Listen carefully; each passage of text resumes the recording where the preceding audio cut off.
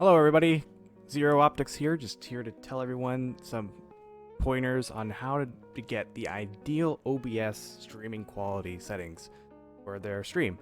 And what you need to do is go access settings and go to output. So for my settings, ideally for having, like, my PC is not shitty by any means. It's it has a really old CPU, but I mean it still does work, an i7 2700K. And so I do software encoding, and what a lot of people tend to mess up with as a beginner when they're starting to stream, because I am no professional and not partnered by any means, but as a non-partnered, a lot of people mistake that they need to have a really high video bitrate, because a lot of these other videos that I have seen say that you need to go max out 3500 for their stream to have the best quality possible. Well, sometimes that's not entirely, the best route to go for, because for those who are not using a super beefy machine, even for those who have the ability to be able to have those compensate for the high quality, is that they are non-Twitch partners. That's the issue, because they don't have the benefits of Twitch giving them the quality settings to match the viewers' internet speeds. So what you want to do is have as much exposure as possible, because Twitch is all about first impressions, right? You don't want to go in and see the first 3 seconds of the stream with mad ass buffers, right? You want to have low bit rates so it can go, for everyone to watch. So the ideal bit rate would be 1800 to 2500. And then for audio bitrate, somewhere between 96 and 128. Usually 96 is usually fine, because it adds on to the video bitrate, which is something you have to look out for. But I want to have somewhat good audio quality, so keep it at 128. And a good thing to keep in mind is that your encoder preset also basically counterbalances the video bitrate.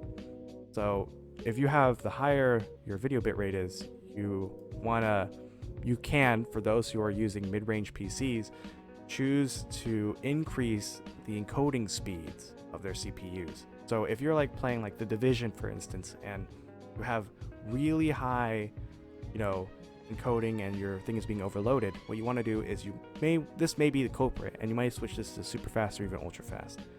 And for those who are using faster CPUs, multi-core CPUs like i7 4790Ks and your 6700Ks, most ideally, if you're not having an enthusiast CPU, really the only, and not any mad overclocks, is you may want to just keep it below, medium is the farthest you'd ever go. But if you're usually just keep it faster. And for those who are using AMD, low-end AMD CPUs, you may want to switch to super fast or ultra fast. And then for video, it's kind of self-explanatory. You should always stream at 720p, because even if you have the 1080s and stuff, it's still going to run like crap on your computer. And because of those bitrate settings, like I said before. So this is the mistake that everyone does. They do 3500 bitrate, 1080p, 60 FPS. That's the problem.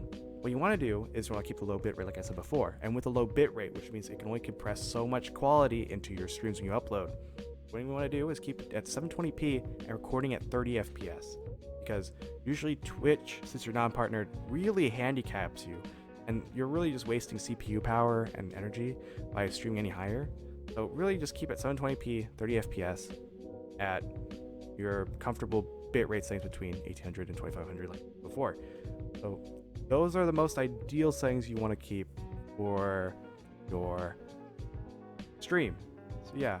Thanks everyone for watching the video. I know it's really short, and it's probably just saying things that you already heard before in the sea of YouTube videos, but I really want to get that out there, because usually not many people clarify on those settings. But if I'm wrong, please, dislike, but if it helped you in any way, please, like the video.